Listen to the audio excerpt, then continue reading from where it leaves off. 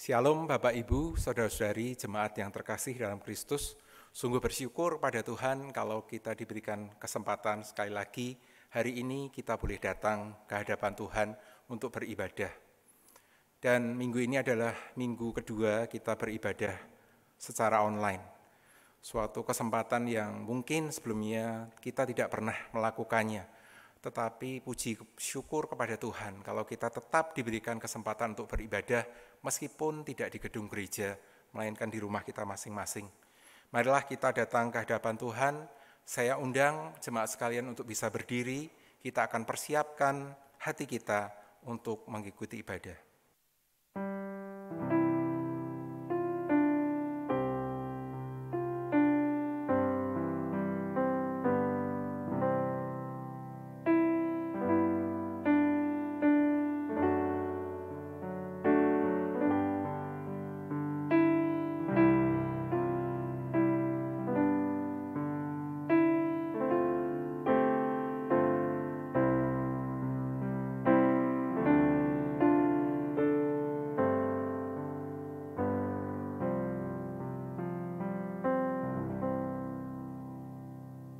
Kita akan memulai kebaktian pada hari ini dengan pengakuan bahwa pertolongan kita adalah di dalam nama Tuhan yang menciptakan langit dan bumi. Turunlah kiranya atas kita sekalian kasih karunia, rahmat, dan damai sejahtera dari Allah Tritunggal, Allah Bapa, Allah Putra, dan Allah Roh Kudus. Amin. Marilah kita menaikkan pujian penghormatan kita. Umatnya pujilah, kita nyanyikan bait pertama, kedua, dan ketiga, ada interlude setiap baitnya. Umatnya pujilah, haleluya, amin. Pada Kristus Raja, haleluya, amin. Bersama bernyanyi di depan tahtanya, pasti Ia berkenan. Haleluya. Interlude.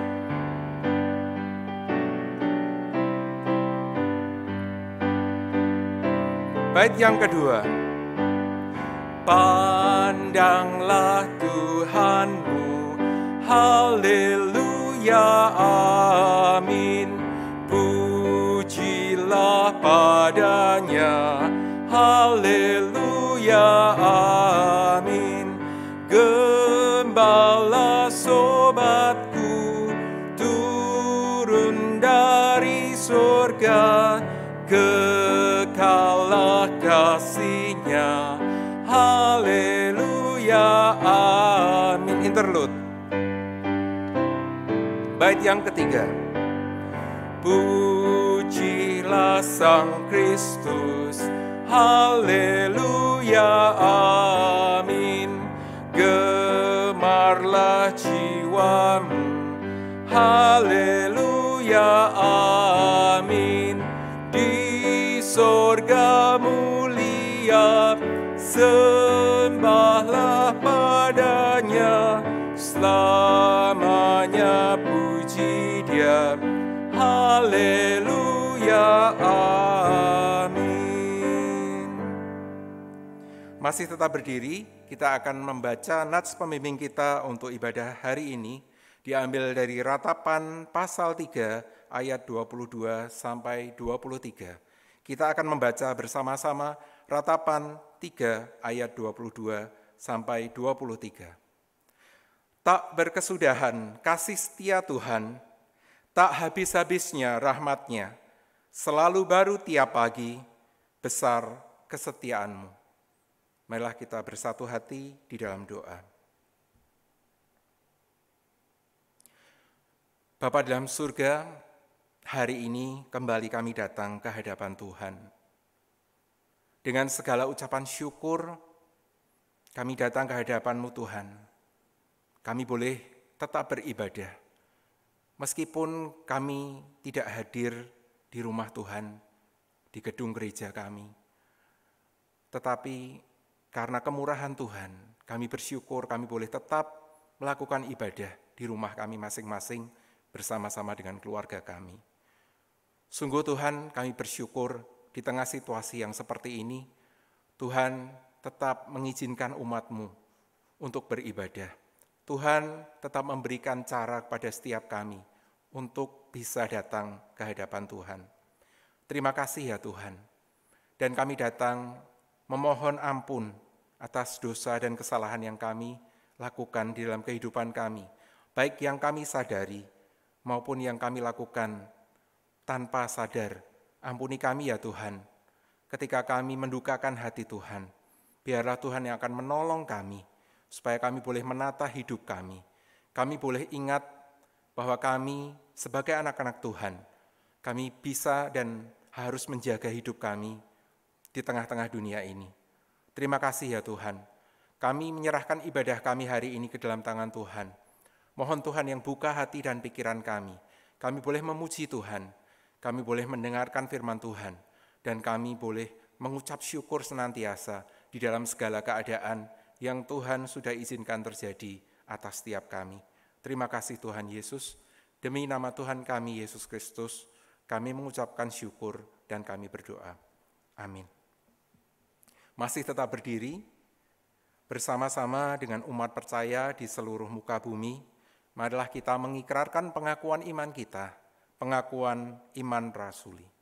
Pengakuan iman rasuli. Aku percaya kepada Allah, Bapa yang Maha Kuasa, Khalik langit dan bumi, dan kepada Yesus Kristus, Anaknya yang tunggal, Tuhan kita, yang dikandung dari Roh Kudus, lahir dari anak darah Maria, yang menderita sengsara di bawah pemerintahan Pontius Pilatus, disalibkan, mati, dan dikuburkan, turun ke dalam kerajaan maut. Pada hari yang ketiga, bangkit pula dari antara orang mati, naik ke surga, duduk di sebelah kanan Allah, Bapa yang Maha Kuasa, dan dari sana Ia akan datang untuk menghakimi orang yang hidup dan yang mati. Aku percaya kepada Roh Kudus, gereja yang kudus dan am, persekutuan orang kudus, pengampunan dosa, kebangkitan tubuh, dan hidup yang kekal. Amin. Jemaat dipersilahkan duduk. Marilah kita kembali memuji Tuhan dengan satu lagu yang mengingatkan kita bahwa Roh Allah yang hidup memenuhi kehidupan kita, mengalir di dalam setiap kita, sehingga jiwa kita bisa tenang di hadapan Tuhan. Roh-Mu yang hidup, kita nyanyikan bait pertama, kedua, dan ketiga.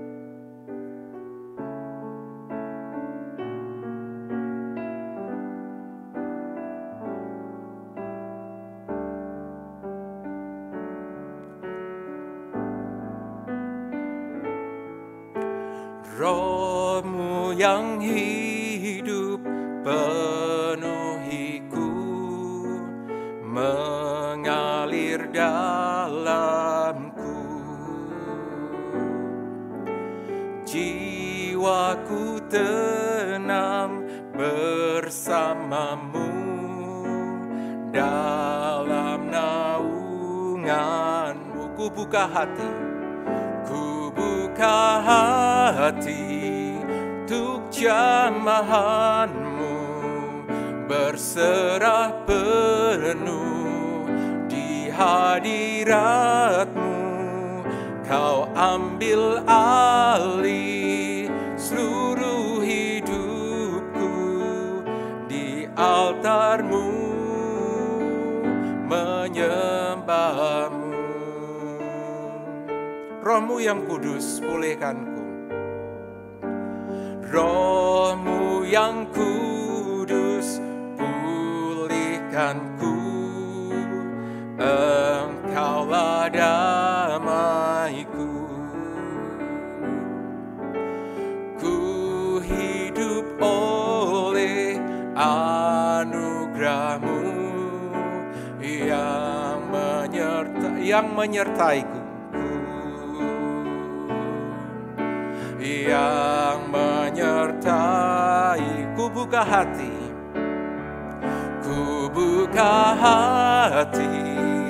untuk jamahanmu, berserah penuh di hadirat-Mu. Kau ambil alih seluruh hidupku di altar-Mu, menyembah-Mu.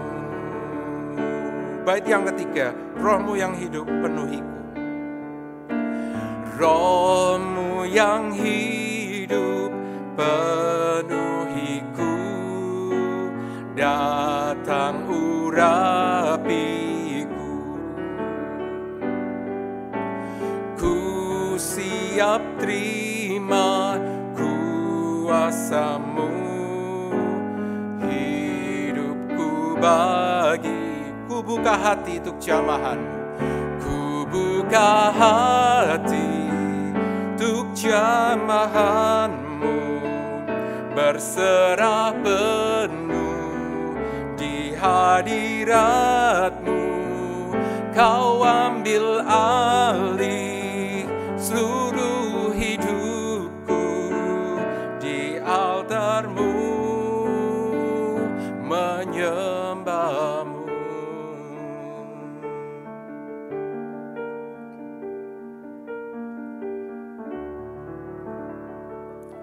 Jemaat sekalian, firman Tuhan untuk ibadah kita hari ini akan disampaikan oleh penginjil Gerard Siregar.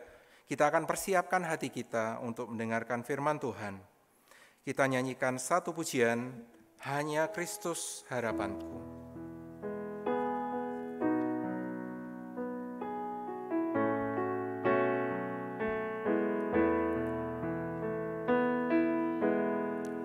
Hanya Kristus harapanku, Dia terang dan kuatku, batu penjuru yang teguh di kala badai menderu. Kasih dan damai-Nya besar, kalahkan takut dan gentar. Penghiburku, naunganku, dalam kasih-Nya ku teduh. Hanya Kristus yang bersedia turun menjadi manusia, datang selamatkan umat-Nya, walau dihina, dicerca, sampai Dia mati di salib, menanggung murka ilahi. Semua dosaku ditebus, karena mati-Nya ku hidup. Bait yang keempat, dalam hidupku tak sesal. Hidupku tak sesal, dalam hatiku tak gentar. Kuasa-Nya tinggal dalamku, memandu hingga ajalku. Tiada yang dapat pisahkan ku dari tangan kasih-Nya, hingga Dia panggilku pulang, dalam kuasa-Nya ku teguh.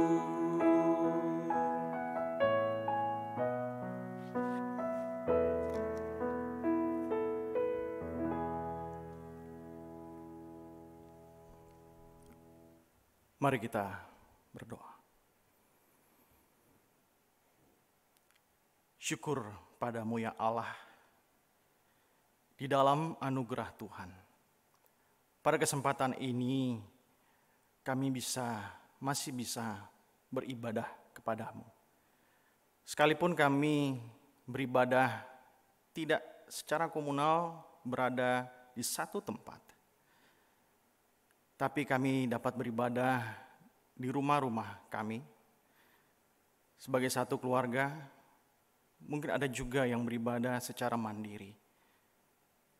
Pada kesempatan dalam ibadah ini, kami rindu mendengarkan sapaan firman Tuhan yang tentunya dapat menguatkan kami di tengah masa yang sulit ini, masa yang tidak menentu ini. Segala sesuatunya serba tidak pasti yang ada di depan kami. Kami rindu mendapatkan kekuatan dari Tuhan. Oleh karena itu Tuhan, lawatlah kami. Sentuh hati kami. Cerahkan pikiran kami juga. Dan terlebih daripada itu Tuhan, mampukan kami untuk kami dapat menjadi pelaku firman dan terus berharap mengandalkan Tuhan saja. Ini doa kami Tuhan, demi Kristus Yesus, firman yang hidup itu. Kami berdoa. Amin. Shalom, selamat hari Minggu, Bapak Ibu Saudara sekalian yang beribadah di rumah masing-masing. Pada kesempatan hari ini kita akan bersama-sama merenungkan kebenaran firman Tuhan. Terambil dari kitab Ratapan 3 ayat 21 sampai 26.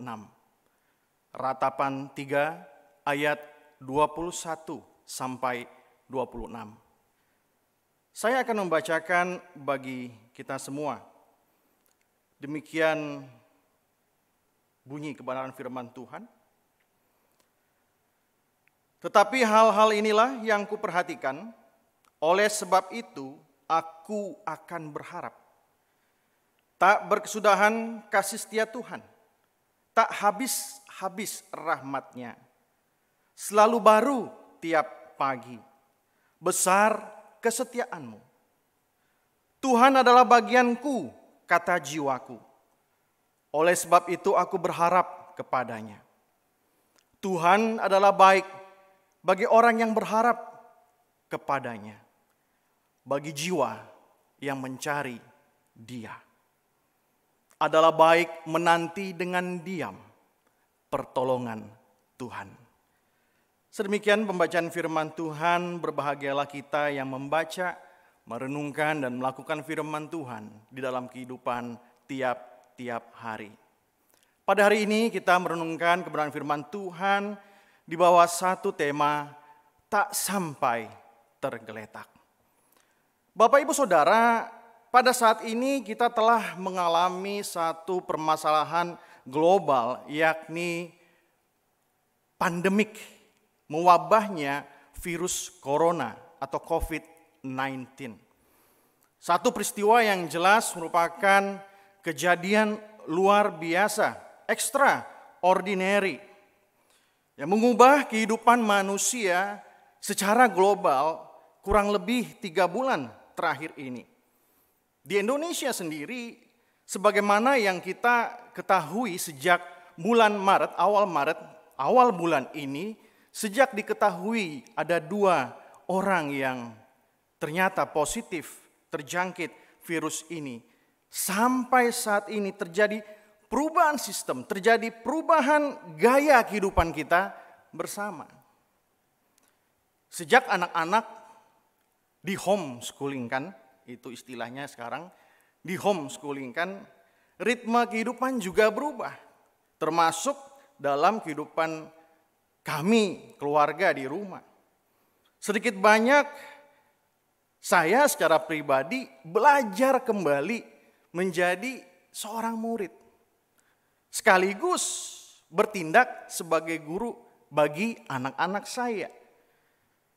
Kadang anak-anak saya bingung, bertanya-tanya, kok Dedi bisa, kok Papa bisa.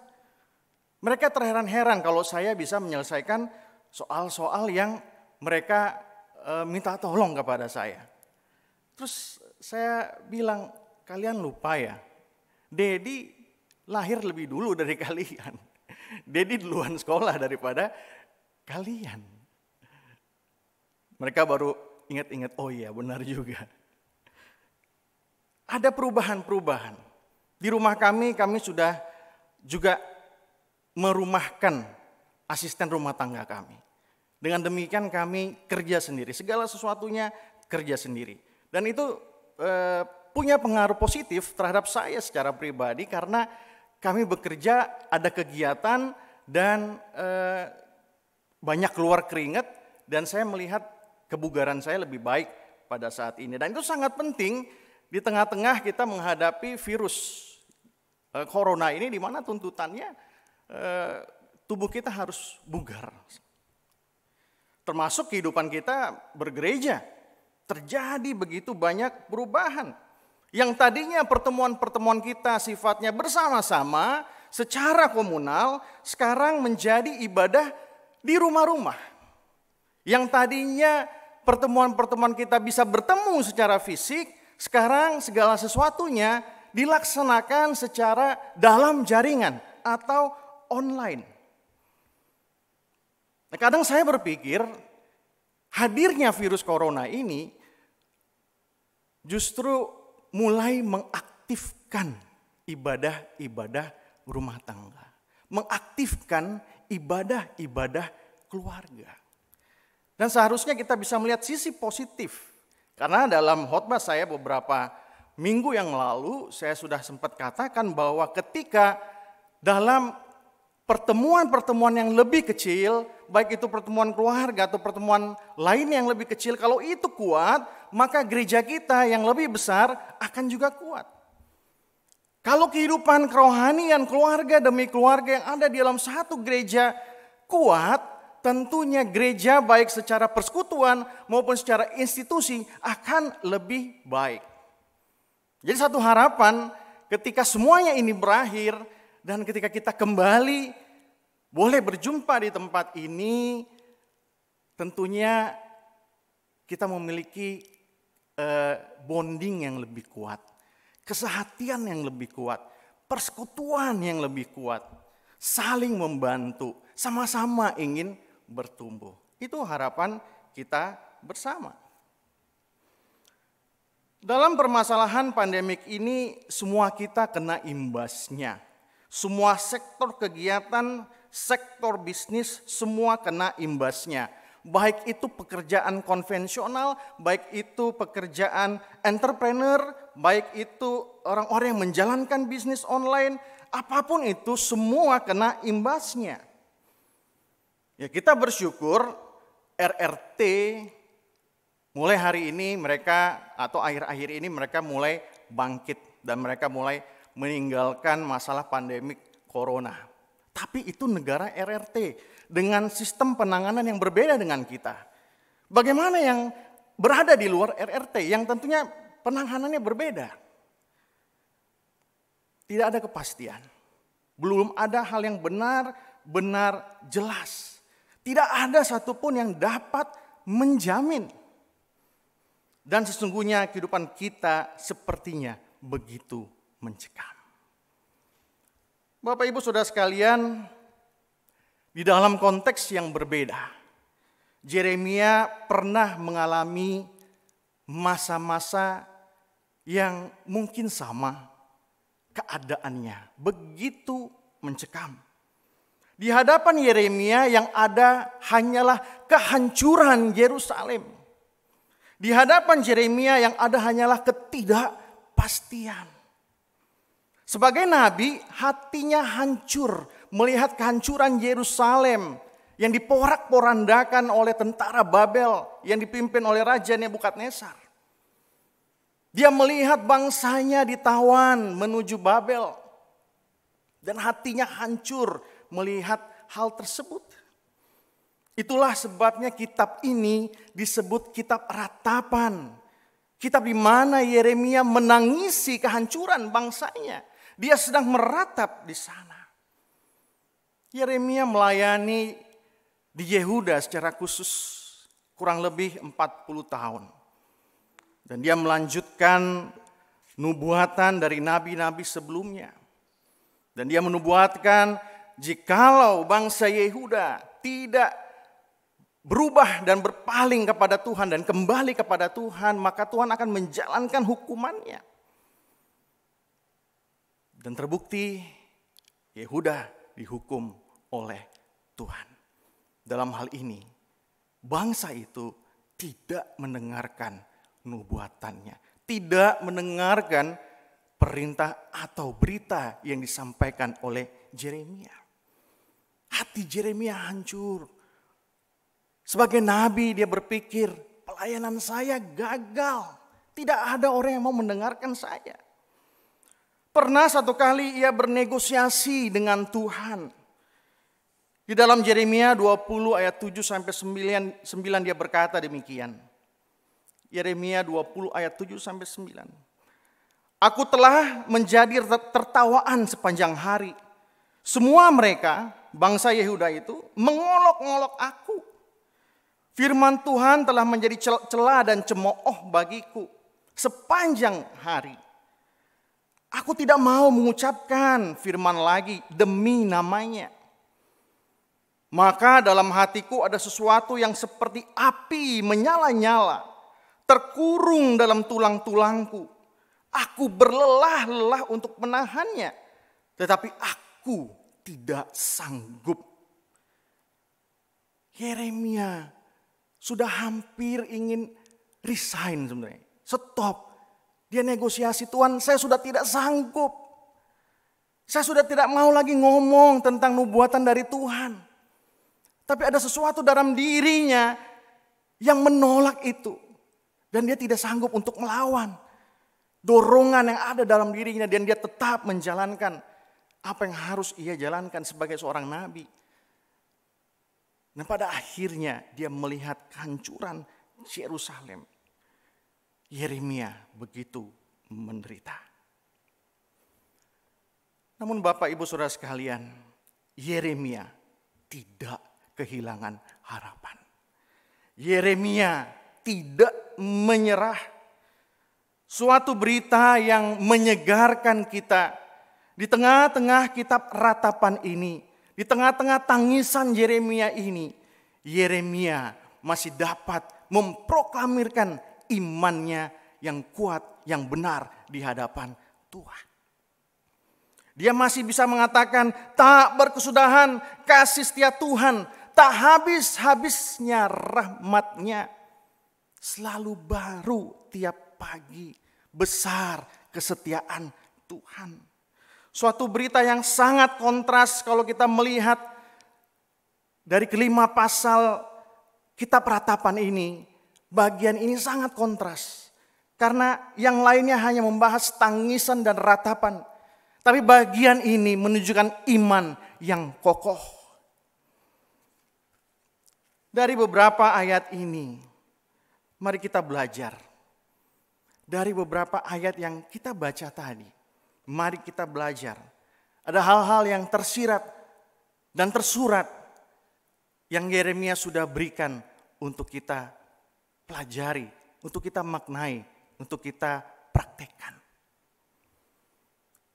Yang pertama, mengalihkan pandangan kepada Tuhan. Mari kita mengalihkan pandangan kita kepada Tuhan saja. Sebelum masuk ke ayat-ayat yang kita baca tadi, mulai dari ayat 21 sampai 26, sebelumnya yang kita baca adalah keluhan, protes Yeremia kepada Tuhan.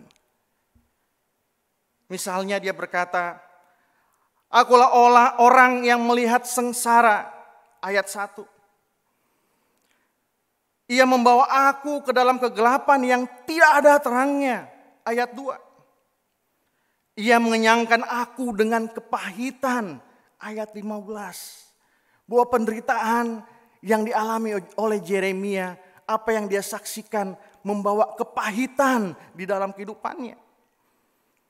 Jiwaku selalu mengingat-ingat hal itu dan tertekan di dalam jiwaku. Ayat 19. Bahwa semuanya itu menjadi hal yang menakutkan dan Yeremia mengingat-ingat peristiwa itu dan itu begitu menekan jiwanya. Namun Yeremia mengambil satu keputusan yang tegas untuk mengalihkan pandangannya pada Tuhan. Peralihannya di ayat 21. Tetapi hal-hal inilah yang kuperhatikan. Oleh sebab itu, aku akan berharap. Apa yang diperhatikan oleh Yeremia yang kita baca tadi, ayat 21 sampai 26. Dia memperhatikan Tuhan, Tuhan yang besar kasih setianya, Tuhan yang rahmatnya tidak pernah habis, Tuhan yang adalah bagianku, Tuhan yang kepadanya kita harus berharap. Mari di saat-saat ini kita sungguh mengalihkan pandangan kita kepada Tuhan saja. Yang tadinya perhatian kita kepada virus corona dan dampaknya yang besar itu, kita alihkan, kita melihat kepada Tuhan saja.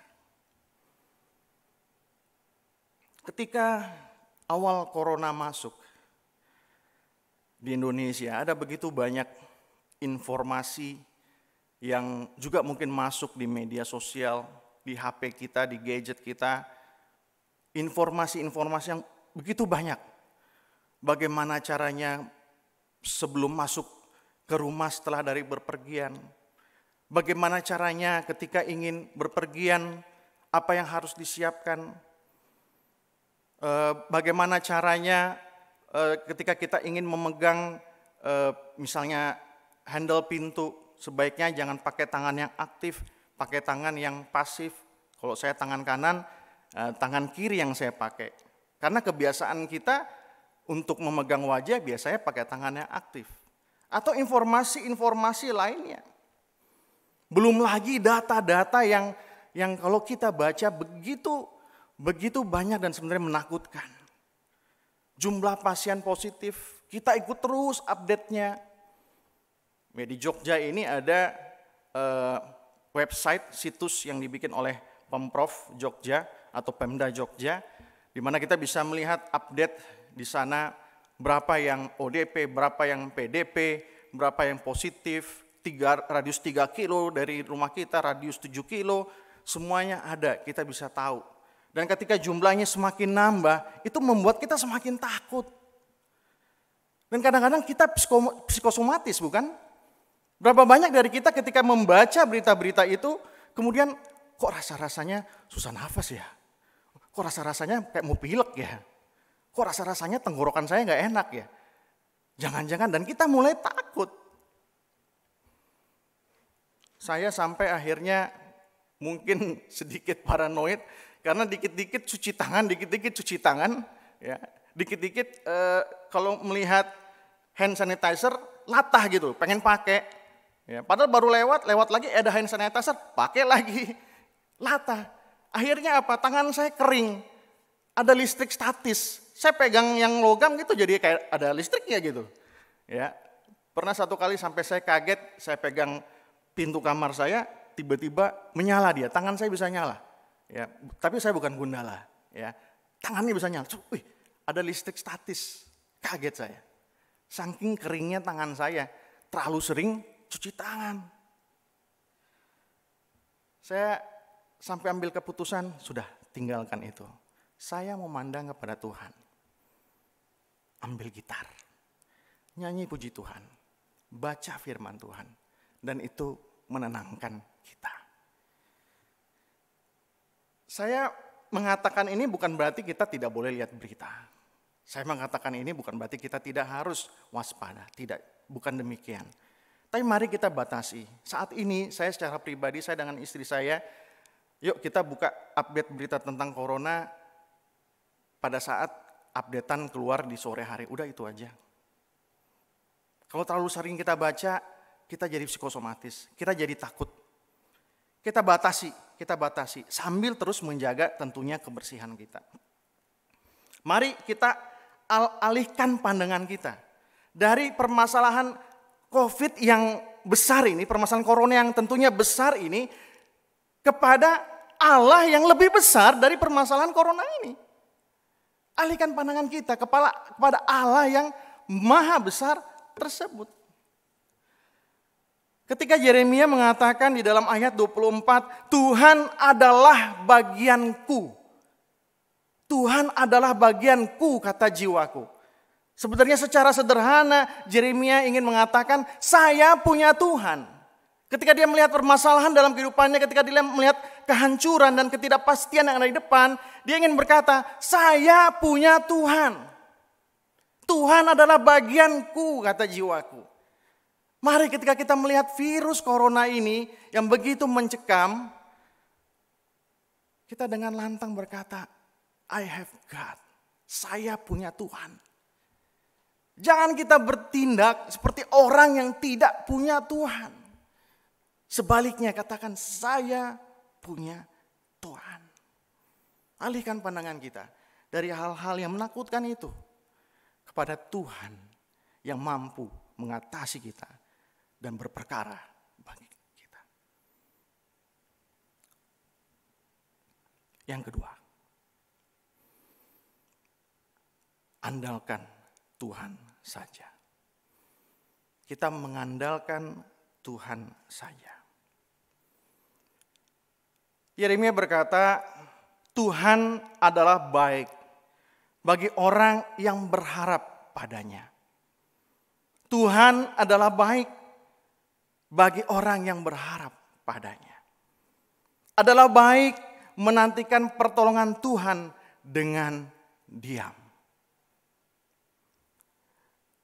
Bapak Ibu, ada saat di mana kita hanya dapat mengandalkan Tuhan saja. Bukan mengandalkan apa yang kita miliki. Bukan mengandalkan apa yang kita mampu.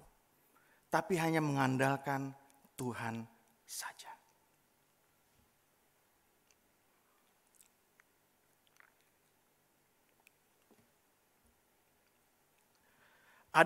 Ada saat di mana kita dibawa kepada satu keadaan bahwa setiap tindakan kita tidak dapat menghasilkan apa-apa. Di saat itu kita harus benar-benar berdiam dan mengandalkan, menantikan pertolongan Tuhan. Inilah saatnya ketika dikatakan work from home atau stay at home. Ada waktu yang cukup banyak untuk kita berkontemplasi, melakukan perenungan, berdoa kepada Tuhan, terus berharap dan mengandalkan Tuhan saja. Sebagai manusia kita berusaha, terus kita berusaha tentunya. Ora et labora. Tapi siapa yang tahu ke depannya bagaimana? Hanya Tuhan yang tahu, kita sangat terbatas. Di dalam setiap usaha kita tidak tahu apa yang akan terjadi dekat kita. Beberapa waktu lalu ada orang yang ketika saya sedang berbelanja di dekat rumah saya, ada orang yang tiba-tiba masuk, dia sudah pakai jas hujan, padahal tidak hujan. Pakai jas hujan, dia pakai kacamata hitam, dia pakai masker, kemudian dia pakai ponconya jas hujan, dia pakai. Kemudian dia tanya sama penjaga toko, ada Baiklin nggak? Tidak ada. Ada Karbol nggak? Tidak ada. Kemudian dia sempat batuk-batuk dan dia keluar. Pada saat dia batuk, itu tidak jauh dari saya. Saya sudah mau bayar di kasir sebenarnya. Dia tidak jauh. Ya. Nah, saya sempat was-was, nih jangan-jangan ini orang apa ya? Ya, karena saya melihat dia pakai jas hujan lengkap, pakai masker. Ini apakah dia ODP, apakah dia PDP, atau di rumahnya ada PDP, atau jangan-jangan hanya orang yang parno aja, atau paranoid ya. Ada juga orang yang paranoid ya, yang saya lihat fotonya belanja ke pasar pakai pakaian seperti alat pelindung diri yang dipakai oleh para medik. Ketika saya berpikir sampai ke rumah, ini orang tadi sempat batuk, gimana ya? Pada saat itu saya bilang, saya hanya bisa mengandalkan kasih setia Tuhan saja. Mengandalkan Tuhan saja. Karena saya sudah tidak bisa berbuat apa-apa, dia batuk dekat saya. Mengandalkan kasih setia Tuhan saja. Seperti yang saya katakan tadi, secara manusia, kita telah melakukan banyak hal. Gereja kita sudah dilakukan disinfektan. Ya, saya menyaksikan bagaimana di setiap ruangan, setiap benda sudah disemprot disinfektan. Secara manusia kita telah melakukan. Saya di rumah juga mulai melakukan Tentunya tidak selengkap yang dilakukan oleh gereja, tapi setidaknya saya bisa membersihkan apa yang harus dibersihkan. Seperti knop-knop pintu itu bisa saya bersihkan, begitu ya. Begitu pulang juga saya juga berusaha bisa langsung tinggalkan baju dan tidak langsung berkumpul dengan anak-anak. Saya mandi, saya bersihkan diri dulu, dan baru setelah mandi saya bisa memeluk mereka. Itu usaha kita secara manusia. Tapi kita tidak tahu bagaimana ke depannya. Kita hanya dapat mengandalkan kasih setia Tuhan. Perubahan ini begitu cepat. Sangat cepat. Beberapa minggu lalu kita masih beribadah. 2 minggu lalu kita masih beribadah di tempat ini. Tapi minggu lalu kita sudah dalam jaringan. Kita sudah online. Begitu cepat, tidak ada yang menyangka. Ketika tanggal 2 Maret ada yang dinyatakan positif, sampai saat ini perubahannya begitu cepat, tidak ada yang menyangka. Saya di sini tidak ingin menakut-nakuti Bapak Ibu Saudara jemaat sekalian, sama sekali tidak. Tapi justru sebaliknya, di dalam kondisi yang sepertinya tidak memungkinkan ini, mari kita mengandalkan Tuhan saja. Perubahannya sangat cepat. Pemerintah memperpanjang masa darurat 90 hari sampai akhir Mei. Dan kita tidak tahu sampai akhir Mei itu bagaimana bentuknya Indonesia, bagaimana bentuknya hubungan sosial yang ada di negara kita, bagaimana bentuknya perekonomian kita. Kita tidak tahu. Kemarin di dalam grup jemaat ada yang membagikan atau mempostingkan kisah seorang driver Gojek yang sepanjang hari tidak mendapatkan orderan. Dan hari itu ada orderan masuk, ketika dia mau masuk ke restoran itu sudah hampir tutup. Tapi yang punya restoran melihat dengan iba.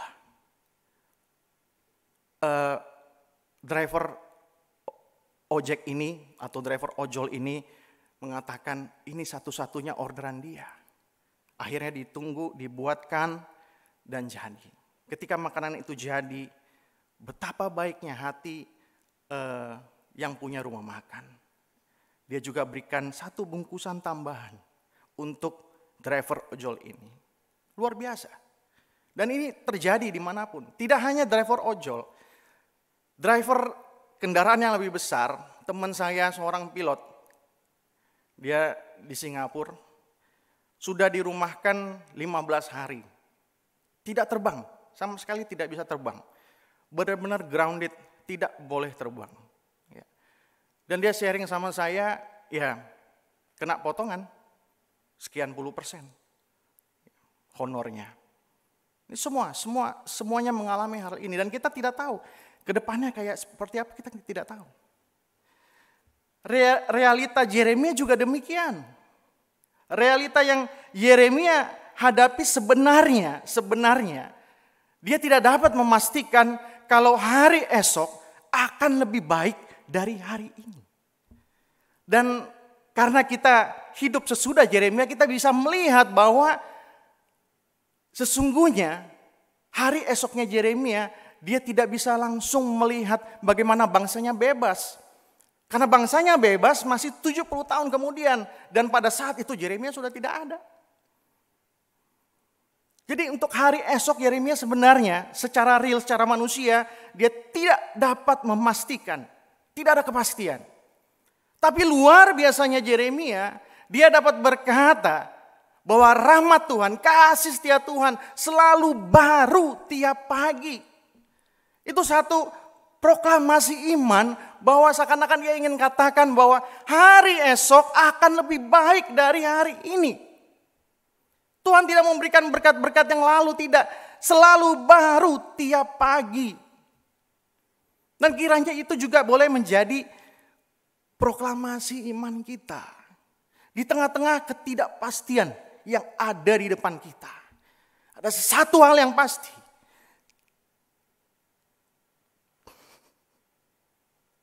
Tangan Tuhan memegang kita.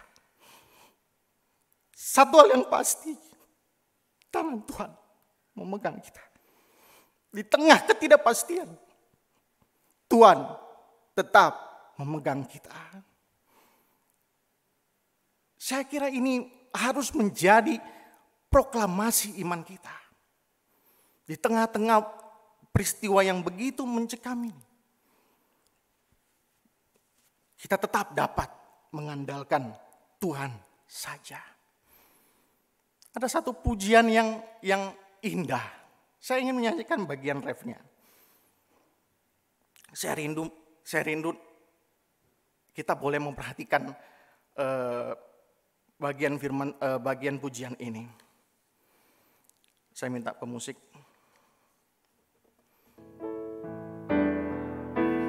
Banyak hal tak ku pahami dalam masa menjelang, tapi terang bagiku ini tangan Tuhan yang sekali lagi banyak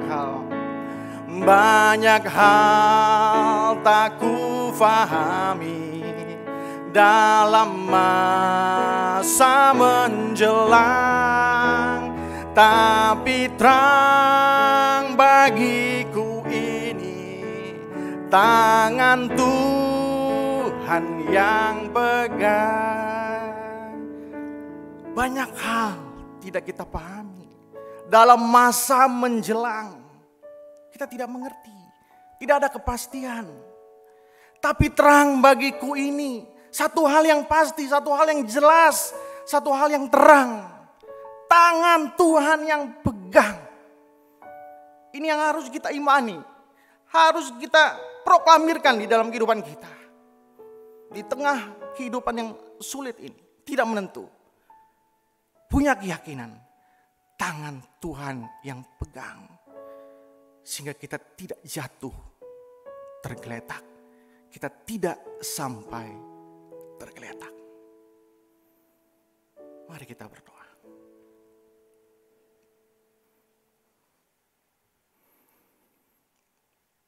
Kami bersyukur padamu Tuhan.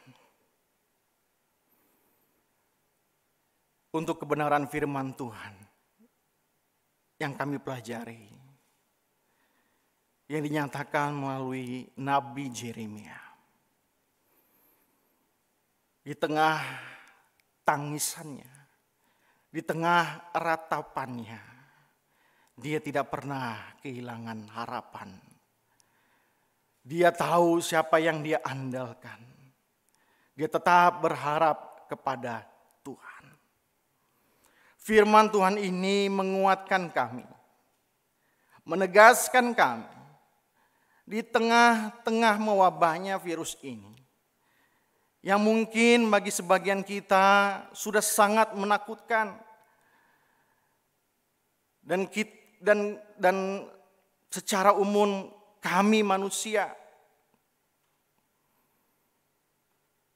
sudah merasakan ketakutan. Ada perubahan-perubahan dalam kehidupan kami secara manusia.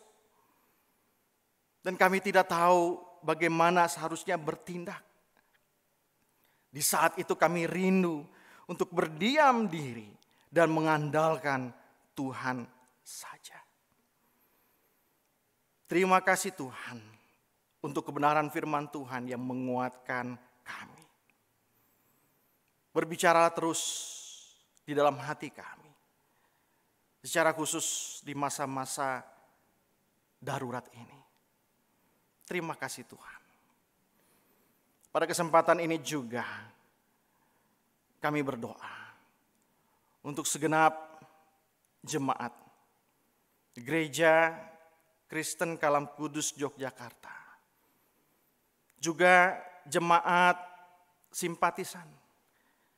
Atau mungkin ada orang-orang percaya yang turut beribadah secara online bersama dengan kami. Kami rindu Tuhan untuk kami dikuatkan. Melalui doa kami, Tuhan yang menolong kami. Ada permasalahan-permasalahan dalam kehidupan kami. Kiranya Tuhan yang memberikan jalan keluar. Bagi mereka yang sedang sakit, mereka yang sedang mengalami kelemahan tubuh, Tuhan yang memberikan kesembuhan. Mereka yang sedang mengalami permasalahan-permasalahan kehidupan dalam keluarga atau permasalahan yang lain, Tuhan yang juga memberikan jalan keluar. Terima kasih Tuhan. Kami berdoa juga Tuhan untuk bangsa negara kami. Tuhan yang memberkati bangsa negara ini.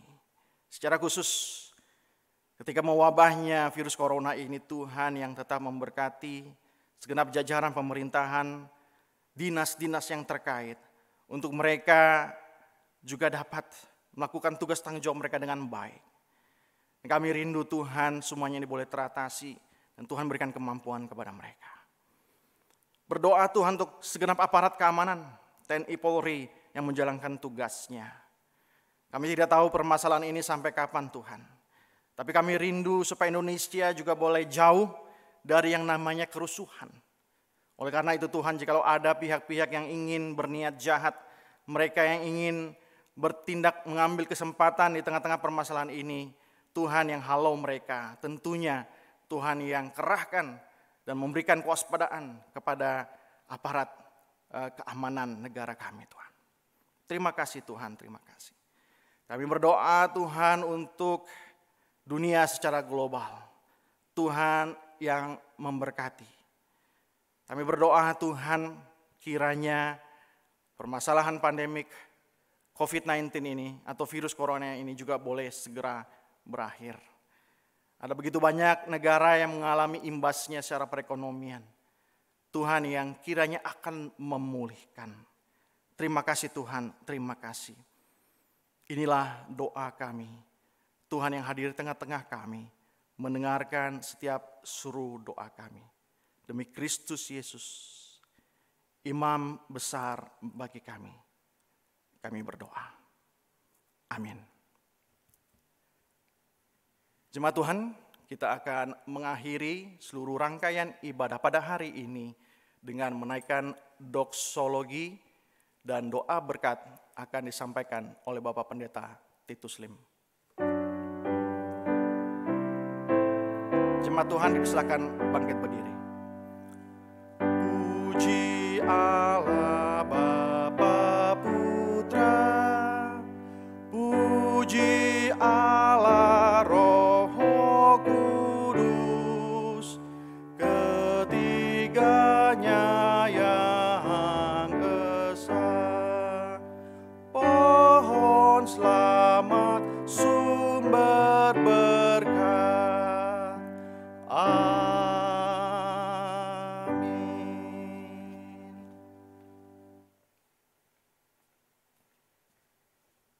Jemaat yang dikasihi oleh Tuhan, biarlah kiranya firman Tuhan pada hari ini meneguhkan dan menguatkan saudara sekalian dimanapun saudara berada. Dan biarlah kita terus menyerahkan hidup ke dalam tangan kedaulatan Tuhan kita. Sekarang arahkanlah hatimu kepada Tuhan, terimalah berkat-Nya. Kiranya kasih karunia dari Allah Bapa, kasih sayang dan damai sejahtera dari Tuhan Yesus Kristus yang melampaui akal pikiran, dan persekutuan kekuatan penghiburan dari Allah Roh Kudus kiranya menyertai saudara sekalian mulai pagi hari ini atau mulai hari ini sampai kita berjumpa kembali dengan Tuhan Yesus di surga yang mulia. Amin. Amin.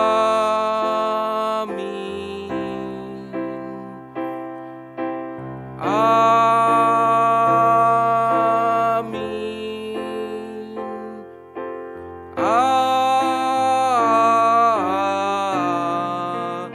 Amin.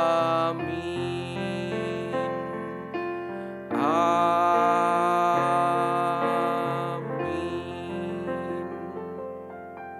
Jemaat silakan duduk kembali.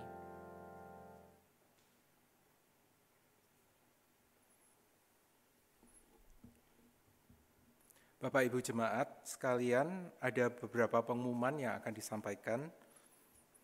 Yang pertama adalah mengenai persembahan. Persembahan dapat dikumpulkan baik secara pribadi ataupun di keluarga masing-masing untuk diserahkan pada saat nanti ibadah kembali diadakan di gedung gereja, atau jemaat juga dapat mentransfer persembahan ke rekening gereja yaitu di rekening BCA nomor 037 385 6531 atas nama Gereja Kristen Kalam Kudus Yogyakarta. Nomor rekening ini juga tercantum di warta jemaat, baik yang tercetak maupun di warta digital, jemaat dapat memperhatikannya. Kemudian pengumuman selanjutnya, ibadah akan tetap diadakan secara online, setidaknya untuk saat ini hingga rangkaian acara Paskah, yaitu berupa doa Getsemani, Jumat Agung, dan ibadah Paskah yang akan dilaksanakan tanggal 9 April, 10 April, dan 12 April 2020. Mulai hari Jumat yang lalu, kebaktian doa juga dapat dilakukan secara online. Penyelenggaraan ibadah online untuk minggu-minggu selanjutnya akan tetap diadakan sampai batas waktu yang akan ditentukan kemudian, sesuai dengan perkembangan situasi darurat COVID-19 di Indonesia dan secara khusus di Yogyakarta. Selamat hari Minggu, Tuhan Yesus memberkati.